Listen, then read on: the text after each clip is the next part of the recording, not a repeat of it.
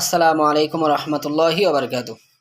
সম্মানিত সকল প্রিয় দিনে ভাই, কেমন আছেন আপনারা সবাই? আমরা পবিত্র মুহররম মাসের 10ই মুহররম আশুরার দিনকে উপেক্ষা করে একটি রোজা করব। আগের দিন এবং পরের দিন অর্থাৎ মুহররম মাসের 9 তারিখ অথবা 10 তারিখ কিংবা 10 তারিখ অথবা 11 তারিখ, এই দুইটা রোজা আমরা করব ইনশাল্লাহ।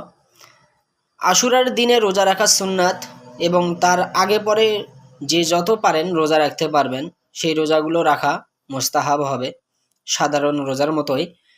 তবে আপনাদের জন্য গুরুত্বপূর্ণ নসিহত হচ্ছে, এই রোজা রাখার কারণে পেছনের 1 বছরের গুনাহ আল্লাহ সুবহানাহু ওয়া তাআলা আমাদের মাফ করে দেবেন, সুবহানাল্লাহ। এবং সামনের অগ্রিম 1 বছরের গুনাহ মাফ করে দেওয়া হবে। আল্লাহ সুবহানাহু ওয়া তাআলা আমাদের সবাইকে পবিত্র মুহররম মাসের 10ই মুহররমের আশুরার দিনের রোজাকে পরিপূর্ণভাবে রাখার এবং সুন্দরভাবে আমল করার তৌফিক দান করুক, আমিন। আসসালামু আলাইকুম ওয়া রাহমাতুল্লাহ।